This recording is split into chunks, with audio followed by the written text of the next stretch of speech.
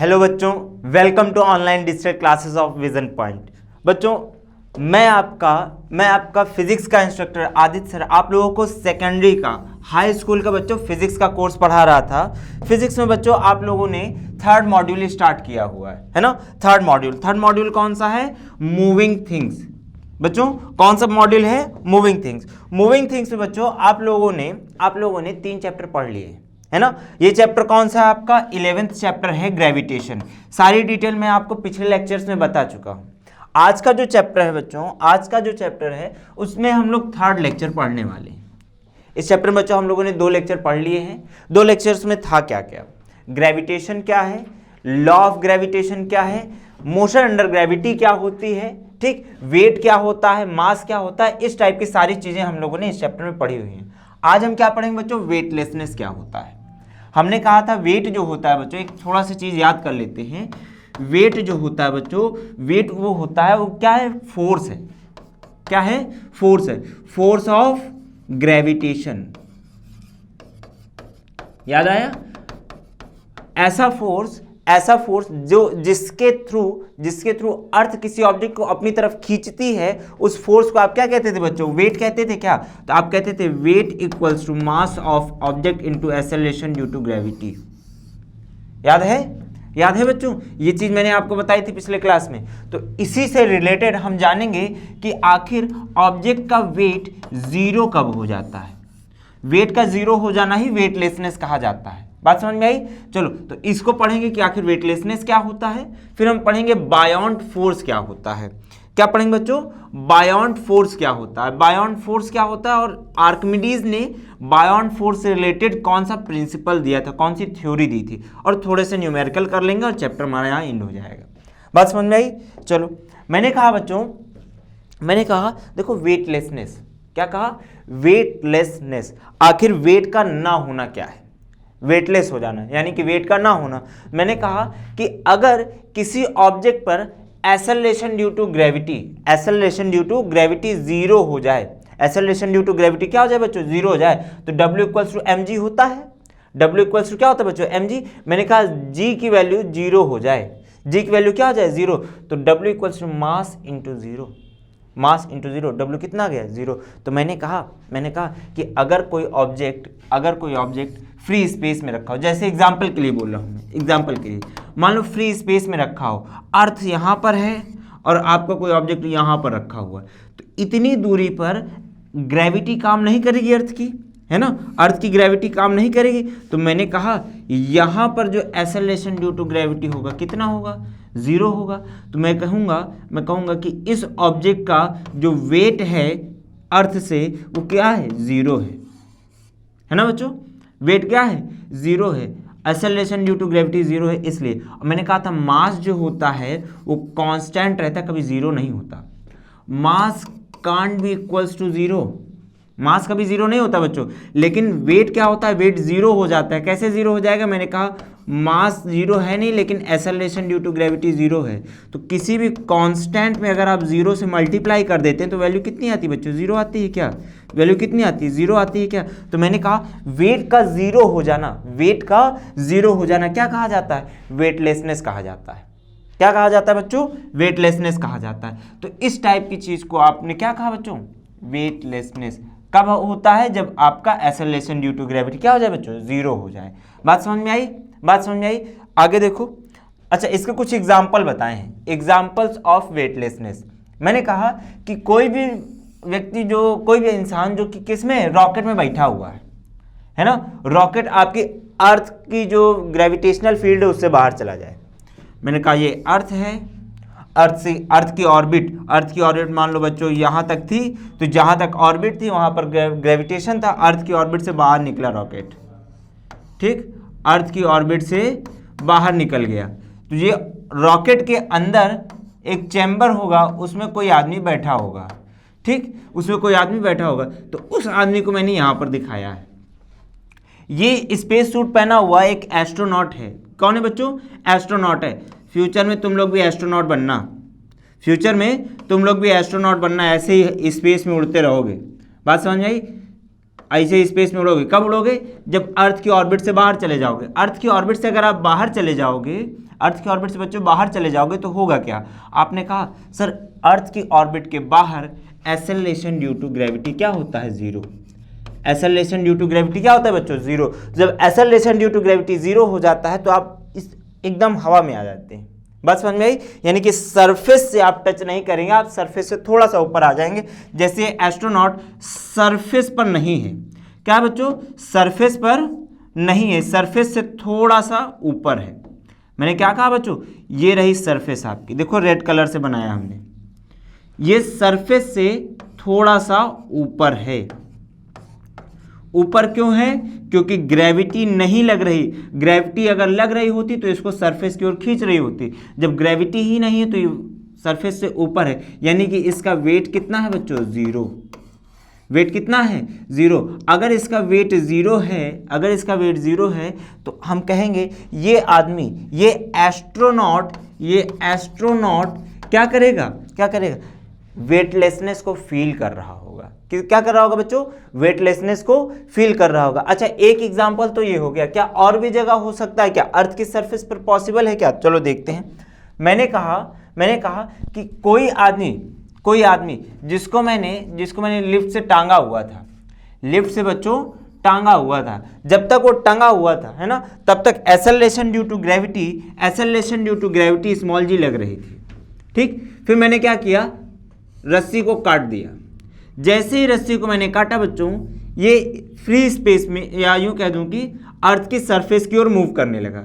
जैसे ही ये अर्थ की सरफेस की ओर मूव करने लगा, ध्यान देखो, एक एक्सेलरेशन ड्यू टू ग्रेविटी लग रही थी, है ना, और एक ये बंदा ये भी इसी डायरेक्शन में मूव करने लगा। इसका एक्सेलरेशन कितना आया? इसका एक्सेलरेशन स्मॉल जी के इक्वल आ जाएगा क्या? है ना, स्मॉल जी के इक्वल आ गया। इसका भी एक्सेलरेशन और एक्सेलरेशन ड्यू टू ग्रेविटी थी, तो जो नेट एक्सेलरेशन था, तो आपने कहा g minus G equals to zero. जब नेट एक्सेलरेशन आपका जीरो हो गया, है ना, यानी acceleration due to gravity zero हो गई, तो इसका वेट कितना हो गया बच्चों? जीरो हो गया। बात समझ में आई? इसके रेस्पेक्ट में, इस आदमी के रेस्पेक्ट में इसको कैसा फील हो रहा है? इसका जो है वेट जीरो हो गया। जबकि आप कहेंगे आप ऑब्जर्वर हैं, आप बाहर बैठे हुए हैं, लिफ्ट के बाहर बैठे हुए। अगर आप लिफ्ट के अंदर होते तो आप देखते कि ये बंदा हवा में जो है उड़ रहा है, हवा में उड़ रहा है, तो आप कहेंगे अच्छा ये अगर हवा में उड़ रहा है तो इसका मतलब इसका वेट जीरो रहा होगा। हवा में उड़ रहा है इसका मतलब इसका वेट जीरो हो रहा होगा। आपने कहा सर नहीं समझ में आया, तो मैंने कहा इसको ऐसे समझो, पूरा मिटा देता हूं इसको। मैंने कहा कि ये जो आदमी था, इसके पैर मैंने एक वेटिंग मशीन पर रख दिए। ठीक, वेटिंग मशीन पर रख दिए, तो जब तक ऑब्जेक्ट मूव नहीं कर रहा था, या यूं कह दूं कि जब तक लिफ्ट टंगी हुई थी, तब तक आपने कहा सर वेट इसका 30 शो हो रहा है, 30 kg फोर्स, है ना। और जैसे ही मैंने इसको तोड़ दिया, ये नीचे की ओर मूव करने लगा। जब ये नीचे की ओर मूव करने लगा तो ध्यान देखो, वेटिंग मशीन भी नीचे की ओर मूव कर रही है, आदमी भी नीचे की ओर मूव कर रहा है, तो दोनों एक दूसरे पर फोर्स तो लगा नहीं पा रहे। जब दोनों एक दूसरे पर फोर्स लगा नहीं पा रहे तो बच्चों यहां पर मैंने कहा नेट फोर्स कितना आया? जीरो। नेट फोर्स यानी कि ma जीरो। ma क्या है बच्चों? आपका वेट। ठीक, ma, यहाँ a क्या लगेगा आपका? Acceleration due to gravity. आपने कहा सर वेट जीरो हो गया। अभी समझ में आया? बच्चों कि कैसे इसका वेट जीरो हो जाता है? तो किसी ऑब्जेक्ट का नेट वेट या नेट एक्सेलरेशन जीरो हो जाए तो आप कहेंगे कि वो जो ऑब्जेक्ट है वो वेटलेस हो गया है। क्या कहेंगे? वेटलेस हो गया। जैसे रस्सी कट जाने पर इसका वेट कितना हो गया बच्चों? जीरो। या एस्ट्रोनॉट का फ्री स्पेस में वेट कितना हो गया? जीरो। बात समझ में आ रही? चलो आगे बढ़ो जरा सा। अच्छा, अब एक चीज आ गई बच्चों, बायोंड फोर्स या फिर बायोंसी। देखो होता क्या है, आप लोगों ने देखा होगा, अगर नहाते धोते होगे, अगर गंदे बच्चे नहीं होगे, नहाते होगे घर में, तो आप देखते होगे, आपने कहा सर नहाते टाइम होता क्या है, एक बाल्टी लेते हो, बाल्टी में आप ढेर सारा पानी भर लेते हो। ये देखो मैंने पानी भर दिया। आप ये मत कहना सर आपका पानी ब्लैक है, इसमें देखो, इसमें मैंने कहा पानी भर दिया, और जब मैंने पानी भर दिया तो इसके ऊपर मैंने क्या किया, अंदर एक मग डाल दिया। देखो छोटा सा मैंने मग डाल दिया, एकदम रेड कलर में, लोग एकदम कलर कर देता है इसको। तो ये जो मग डाला आपने कहा सर ये ऊपर जो है फ्लोट कर रहा है, ये ऊपर फ्लोट कर रहा है। लेकिन अगर इसी मग को बाल्टी के बाहर ऐसे रखोगे और तुम अगर छोड़ दिए तो क्या होगा, तुरंत नीचे आके गिर जाएगा। तुरंत क्या होगा, नीचे आकर गिर जाएगा। जब ये नीचे आकर गिर जाएगा तो आप कहेंगे क्या, यार ऐसा है, इधर तो इसका वेट था, इधर ये वेटलेस है। ध्यान देखो, फिर बात आ गई वेटलेस हो जाना, फिर बात आ गई बच्चों वेटलेस हो जाना। क्यों वेटलेस हो गया, ध्यान से देखो, मैंने कहा कि पानी के बाहर अर्थ क्या कर रही है, इसको अपनी ओर खींच ले रही है। लेकिन जैसे मैंने पानी में रखा, ये नीचे नहीं जा रहा, ऊपर फ्लोट कर रहा है। तो मैंने क्या किया, इसमें थोड़ा सा पानी डाल दिया। तो जब मैंने पानी डाला तो ये आधा अंदर डूब गया। फिर मैंने कहा यार ये आधा डूबा हुआ है, मैं इसको पूरा डुबाऊंगा। तो मैंने ढेर सारा पानी डाल दिया। जब मैंने ढेर सारा पानी डाल दिया तो ये पूरी तरह से डूब गया। बात समझ में आई बच्चों, क्या हुआ, पूरी तरह से डूब गया। तो मैंने कहा ऐसा अगर जो है इस पर मैं पानी डाल रहा हूँ तो ये नीचे जा रहा है, यानी वेट बढ़ा रहा हूँ तो नीचे जा रहा है। तो इसका मतलब पानी ने इसको ऊपर की ओर ठेला होगा, है ना, पानी ने इसको ऊपर की ओर पुश किया होगा। तो यहाँ देखो मैंने बनाया एक दूसरी तरह से, मैंने कहा एक बोट है। मैंने क्या कहा बच्चों, एक बोट है। ठीक, इस बोट को मैंने नदी में जो है क्या किया, फ्लोट करा दिया। तो जब नदी में मैंने इसको गिरा दिया तो हुआ क्या, इसका वेट है जो कि नीचे की ओर जा रहा होगा। मैंने बताया था बच्चों, ऑब्जेक्ट का जो वेट होता है वो towards the centre of the earth काम करता है।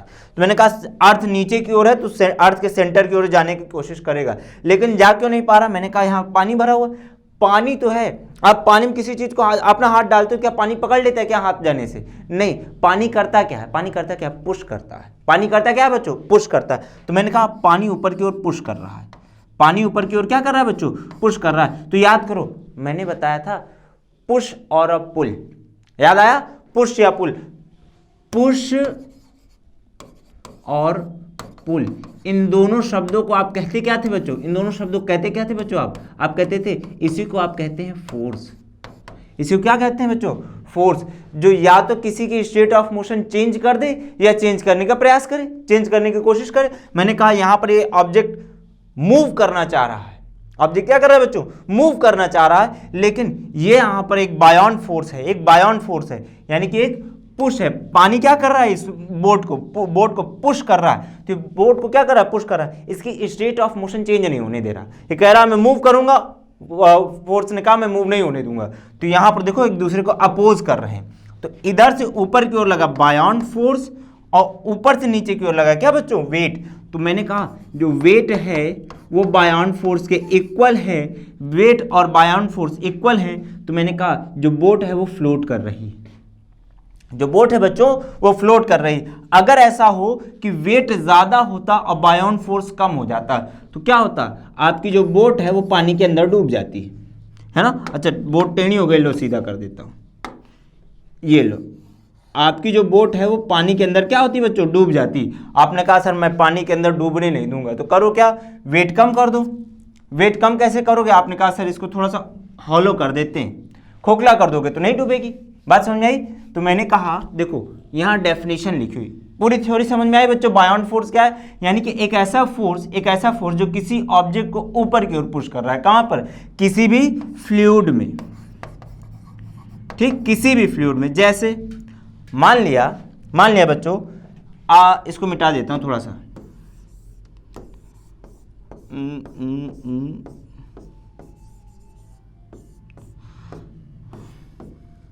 मैंने कहा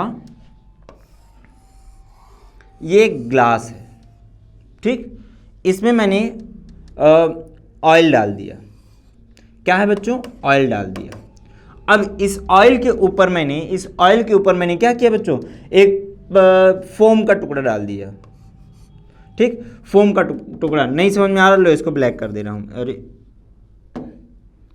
खुल जा सिम, ये रहा,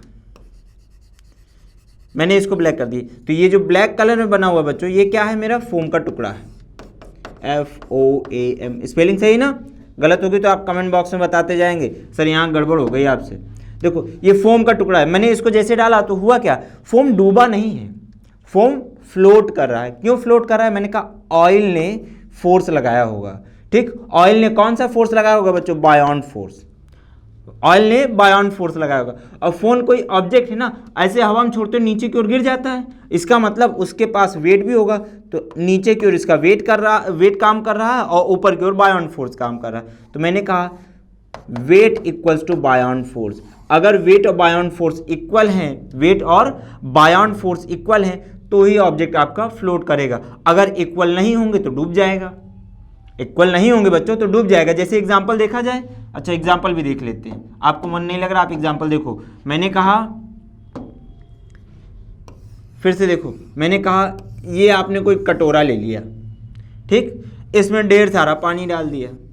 और जब आपने इसमें पानी डाला और आपने कहा सर ऐसा है, ऐसा घर में करके देखना इसको, आपने कहा सर ऐसा है, इसमें मैं लोहे का टुकड़ा डालूंगा, आयरन, मैंने कहा आयरन नील डाल देते हैं। आयरन नील समझते हो, लोहे की कील, इलाहाबादी हो गए तो कील ज़्यादा समझते हो, कील नहीं तो खील जानते होगे। चलो देखो, मैंने कहा ये आयरन नील थी, जैसे ही मैंने इसको डाला ये पानी की सरफेस पर नहीं, ये वेसल की बॉटम पे जाकर गिर गया, है ना। तो वेसल की बॉटम पे जाके गिर गया, क्यों फ्लोट क्यों नहीं किया? मैंने कहा इसका जो वेट है, इसका जो वेट है वो क्या है बच्चों, वो थोड़ा सा ज़्यादा है। किससे ज़्यादा है? बायोन फोर्स से। बायोन फोर्स इसको संभाल नहीं पा रहा। जैसे आप होता है दो लोग लड़ रहे होते हैं, तो जो ताकतवर होता है वो आपको पीट देता है, आप ताकतवर होते हो सामने वाले को पीट देते हो। तो यहाँ देखो, मैंने कहा वेट ज़्यादा ताकतवर था, ज़्यादा पावरफुल था, उसके पास 6 पैक थे, और ये मोटा आदमी बायोन फोर्स ये नहीं पीट पाया। तो फोर्स ने कहा, मैं तो वेट ने कहा मैं तुम्हें पीट दूंगा, पीट के इसको नीचे ले आके गिरा दिया। बात समझ में आई?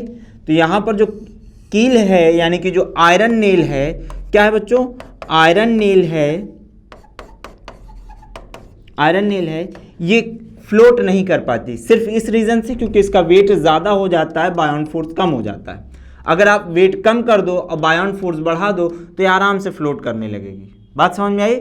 चलो अभी देखते हैं। मैंने कहा बायोंसी के बारे में थोड़ा सा पढ़ लेते, ये बार बार घूम जाता है। चलो, मैंने कहा बायोंसी यानी कि अपथ्रस्ट क्या होता है। देखो बच्चों, एक होता है थ्रस्ट, एक होता है अपथ्रस्ट। थ्रस्ट आप लोगों ने लास्ट लेक्चर में पढ़ा था, सॉरी लास्ट चैप्टर में। थ्रस्ट यानी कि परपेंडिकुलर फोर्स, थ्रस्ट यानी कि बच्चों परपेंडिकुलर फोर्स, और मैंने कहा अप यानी कि ऊपर। तो ऐसा फोर्स, ऐसा परपेंडिकुलर फोर्स जो ऊपर की ओर लग रहा हो। तो यहां देखो, बायोन फोर्स ऊपर की ओर लग रहा होता है ना। बायोन फोर्स क्या होता है बच्चों? ऊपर की ओर लग रहा होता है। तो मैंने कहा अप थ्रस्ट, अप थ्रस्ट ऊपर की ओर लगने वाला फोर्स। बात समझ में आई? तो बायोन फोर्स और अपथ्रस्ट फोर्स एक ही है। मैंने कहा बायोंसी और upthrust is an upward force exerted by a fluid, किसी भी फ्लूइड के जरिए किसी भी ऑब्जेक्ट पर लगाया जाए, दैट अपोजेस द वेट, जो किसी के वेट को क्या कर रहा हो? अपोज कर रहा हो, पार्शियली और फुली इमर्स्ड ऑब्जेक्ट, जो चाहे तो पार्शियली डूबा हो, है ना। देखो ये पार्शियली डूबा है, आधा डूबा है आधा बाहर है। और यहाँ मैं फोम का केस जब बता रहा था, जैसे मैंने फोम का केस बताया तो मैंने कहा ऊपर ही है, डूबा नहीं है ना। तो चाहे पार्शियली डूबा हो और चाहे फिर ये फुली डूबा हो, पूरी तरह से। यहाँ देखो, ये पूरी तरह से डूबा है, ये पूरी तरह से ऊपर है, ये पूरी तरह से डूबा है, और ये पार्शियली डूबा हुआ है। तो चाहे किसी भी कंडीशन में हो, इन तीनों में से किसी भी कंडीशन में हो, अगर ऑब्जेक्ट डूब रहा है तो आपने कहा वेट का अपोज करने वाला जो फोर्स होगा, वेट का अपोज करने वाला फोर्स होगा, जो कौन लगा रहा होगा? फ्लूइड लगा रहा होगा। उस फोर्स को आप क्या कहेंगे बच्चों? बायोंसी कहेंगे या फिर बायोन फोर्स कहेंगे, ठीक, जिसको आप क्या कहते हैं? Upthrust force. बात समझ में आई? एक ही चीज के कई सारे नाम, एक ही चीज के कई सारे नाम। अच्छा आगे बढ़ते हैं। अब बात आती है आर्किमिडीज प्रिंसिपल। देखो सबसे आराम से समझना है इसको, जरा भी टफ नहीं, बेहद इजी है, बेहद इजी। देखो मैंने कहा बच्चों, मैंने कहा कि आर्किमिडीज ने कहा, आर्किमिडीज एक साइंटिस्ट थे, वही यूरेका वाले बुक में लिखा हुआ है, जरा ध्यान से पढ़ना, यूरेका वाले तुम्हारे साइंटिस्ट है ना, बहुत पुरानी बात है। इन्होंने कहा कि it state that, Archimedes principle state that the upward buoyant force, जो बायोन फोर्स लग रहा होता है, that is exerted on a body emerged in a fluid. किसी ऑब्जेक्ट को आपने, जैसे ये देखो, ये फ्लूइड है, ये क्या है बच्चों? फ्लूइड है, और इसमें एक ऑब्जेक्ट है, इसमें एक ऑब्जेक्ट है जो पार्शियली इमर्ज्ड है, जो पार्शियली क्या है बच्चों? इमर्ज्ड है, वेदर फुली और पार्शियली, चाहे आधा डूबा हो या पूरा डूबा हो, मैंने कहा जो कि इमर्ज्ड है किसमें, फ्लूइड में, ठीक। तो मैंने कहा is proportional to the weight of the fluid, जितना ज़्यादा इसका वेट होगा, जितना ज़्यादा इसका वेट होगा उतना ही ज़्यादा बायोन फोर्स होगा, है ना। जितना ज़्यादा वेट होगा उतना ज़्यादा बायोन फोर्स होगा, wait of the fluid that the body displaces. अब ध्यान देखो, मैंने कहा ये रहा कोई फ्लूइड, ठीक। इसमें जैसे जैसे मैं किसी ऑब्जेक्ट को डुबाता जाऊंगा फ्लूइड का लेवल ऊपर आता जाएगा, क्या बच्चों, फ्लूइड का लेवल ऊपर आता जाएगा। जितना इतना डूबा हुआ है ना, इतना वॉल्यूम डूबा हुआ है, तो जितना वॉल्यूम डुबा दोगे उतना ज़्यादा क्या होगा, फ्लूइड ऊपर आ जाएगा। तो जितना मैंने रेड कर दिया है, जितना बच्चों मैंने रेड कर दिया, इतना फ्लूइड, इतने फ्लूइड का जो वेट होगा, इतने फ्लूइड का जो वेट होगा वही बायोन फोर्स के इक्वल होगा। बात समझ में आई। जैसे एग्जांपल देखो, इसको मिटा देता हूँ, पूरा मिटा देता हूँ, फिर से समझो। मैंने कहा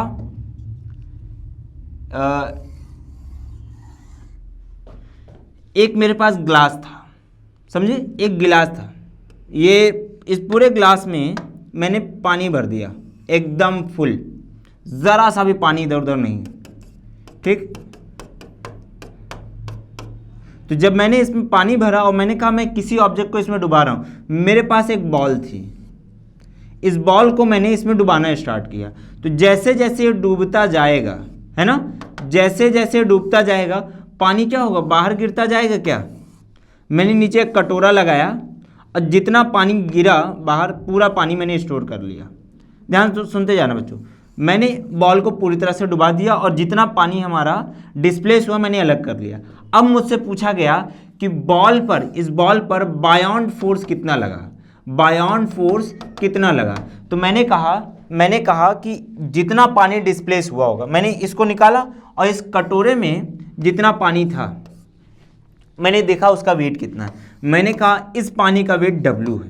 पानी का वेट कितना बच्चों, W है। तो मैंने कहा जितना पानी डिस्प्लेस हुआ है, जितना वाटर बच्चों डिस्प्लेस हुआ है, उस वाटर का जो वेट होगा वो वेट बॉल पर लगने वाले बायोन फोर्स के इक्वल होगा। अभी बात क्लियर हो गई होगी आपको, है ना, बात 100% क्लियर हो गई होगी। देखो कितना डिटेल में समझे आप लोग, एकदम इजी है, बहुत ज़्यादा इजी है। बात समझ में आई। अच्छा एक काम करते हैं, इस पर कुछ न्यूमेरिकल लगा लेते हैं, थोड़ा और इजी हो जाए।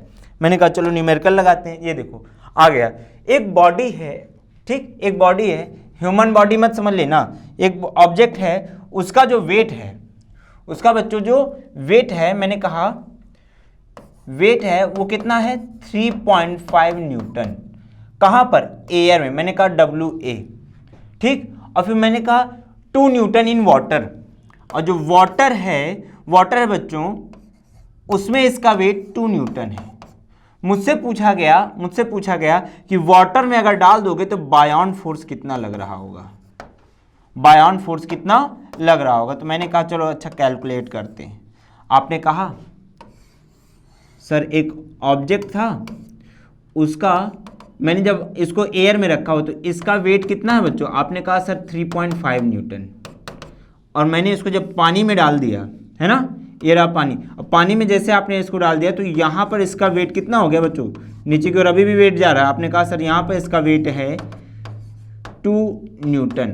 तो ध्यान सुनो, हुआ क्या कि इस पर 2 न्यूटन फोर्स लग रहा है नीचे की ओर, इस पर कोई फोर्स ऊपर की ओर लगा रहा होगा जिसको आपने कहा बायोन फोर्स, है ना, जिसको आपने क्या कहा बच्चों, बायोन फोर्स। तो मैंने कहा कि इन दोनों का जो सम रहा होगा वो इसके इक्वल रहा होगा, या ऐसा कह दूं जो नेट फोर्स है या नेट वेट है वही बायोन फोर्स है। वही क्या है बच्चों, बायोन फोर्स है। बायोन फोर्स के लिए हम FB लिखते हैं, FB। तो देखो बायोन फोर्स कितना, आपने कहा सर 2 न्यूटन है, सॉरी वेट जो है वो 2 न्यूटन है। आपसे पूछा है बायोन फोर्स, आपने कहा सर पानी के अंदर 2 न्यूटन है और पानी के बाहर कितना है 3.5। तो आपने कहा बायोन फोर्स बच्चों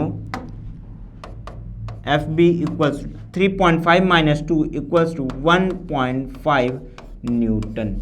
बात समझ में आ रही है बच्चों? बात समझ में आ रही है? देखो कितना इजी है, सीधा सीधा दोनों को सब्सट्रैक्ट कर दोगे तो क्या आ जाएगा आपका, बायोन फोर्स आ जाएगा क्या। देखो कितना इजी है, काफी इजी क्वेश्चंस हैं, ऐसे ही आएगा। अगला क्वेश्चन देखो, मैंने कहा एक ऑब्जेक्ट है जो वाटर में या किसी लिक्विड में इमर्स कर दिया गया, यानी डुबा दिया गया। मैंने कहा if the liquid displace by the body weights 1 newton. मैंने कहा जो लिक्विड डिस्प्लेस किया गया वो कितना है बच्चों, 1 न्यूटन है। ठीक, 1 न्यूटन। आपसे पूछा गया कि बायोन फोर्स कितना होगा, तो ध्यान देखो मैंने कहा आर्किमिडीज प्रिंसिपल, जितना ज्यादा लिक्विड डिस्प्लेस हुआ है उसका वेट बायोन फोर्स के इक्वल होगा। तो इसमें सीधा सीधा देखो आर्किमिडीज प्रिंसिपल के अकॉर्डिंग क्वेश्चन दे दिया, तो आप सीधा कहेंगे अकॉर्डिंग टू आर्किमिडीज प्रिंसिपल। ठीक,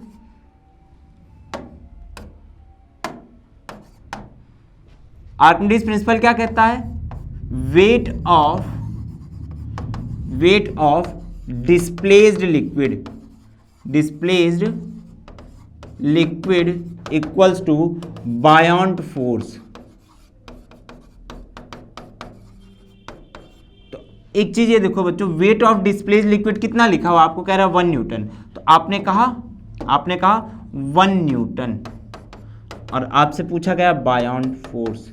देखो कितना easy, F B equals to 1 newton. इतने इजी क्वेश्चन आने हैं बच्चों आपके एग्जाम में, इतने इजी क्वेश्चन आने, सीधा सीधा आर्किमिडीज प्रिंसिपल ने जो कहा वही आपने अप्लाई कर दिया, आर्किमिडीज प्रिंसिपल ने जो कहा वही आपने अप्लाई कर दिया, तुरंत 1 लाइन में आंसर आ गया, 1 लाइन का आंसर।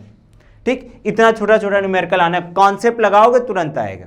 ठीक, कॉन्सेप्ट लगाओगे तुरंत आएगा, जितना पढ़ा है उसको ढंग से पढ़ते जाना। ठीक, कुछ नहीं छोड़ा जाएगा, एकदम सारा सिलेबस कंप्लीट होता जाएगा, आपको पढ़ना है। ठीक है, एग्जाम में अच्छे मार्क्स लाने हैं, अल्लाह के लड्डू खिलाना है, याद रखना, विजन पॉइंट है ना। चलो तो बच्चों आज का जो हमारा सेशन था वो यहाँ तक था।